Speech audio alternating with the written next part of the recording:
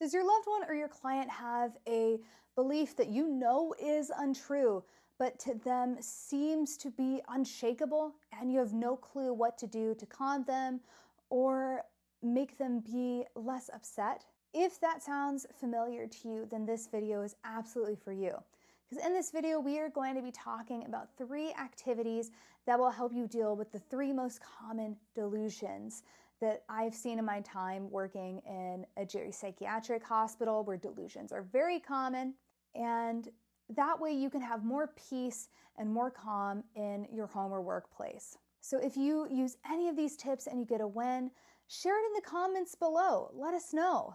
And while you're at it, give this video a like, subscribe to the channel, and hit the notification bell so that you never miss a video ever again. So with all that being said, let's hop right in. So delusions are fixed beliefs or beliefs that aren't based on reality or evidence. So using reality or evidence isn't going to break them.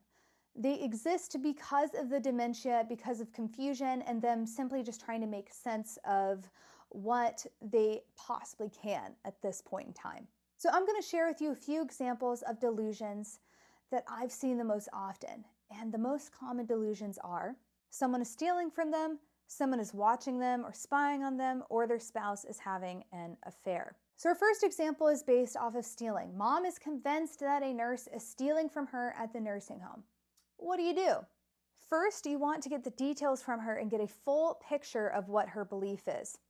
Some professionals will tell you that you need to distract them or get them on a different subject altogether. I found in my experience that if they're a little bit more calm, that can work, but if they're very distressed, like they often are when they feel like they're being stolen from, that's not going to work. They want their concerns addressed. So you want to get a full picture of what their delusion is so that you can give them an excuse or a solution that would make sense to them.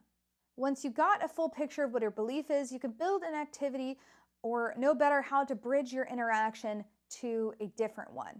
So in this example, mom thinks the nurses are stealing from her, and you know that, mom loves to shop. So your activity with her could be trying to get to a solution to this problem. It could be maybe shopping for some things that will keep her items more safe. It could be simply going out and maybe looking for that stuff. And before you know it, it's way easier to get her onto something else and build those better memories in the place of the delusion. Again, you want to work with it and not against it. The thing is, at the end of the day, you don't have to throw people under the bus when they're making these kind of accusations. Simply acknowledging the feeling that is underneath this will also make transitioning them into a new activity that much easier. In our second example, Dad is convinced that the Russian military is spying on him.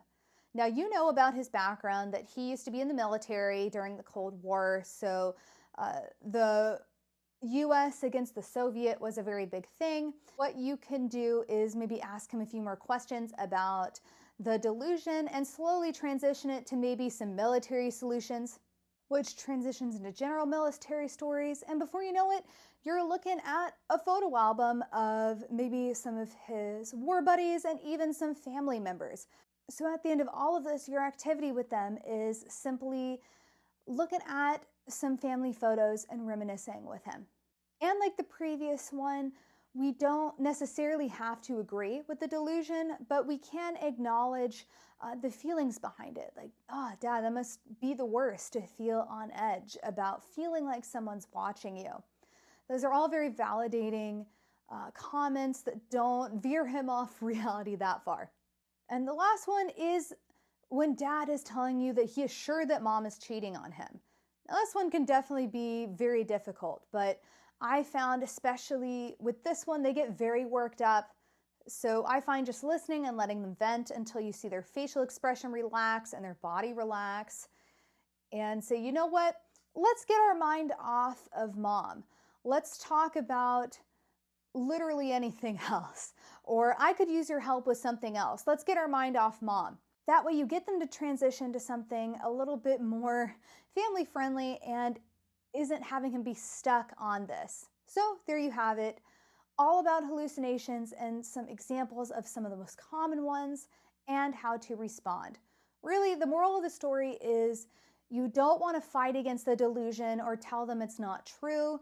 You want to find out as much as you can about the delusion and find a way that you can make an activity based off of the delusion, or find your end to transition from that delusion to something a little bit more neutral.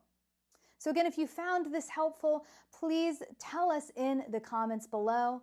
And if you want to tell this to more people, we have a free Facebook group that you can join, as well as a monthly Facebook Live called Caregiver Wins, where I give you a Cliff Notes version of some challenging behaviors. All that's in the description box below.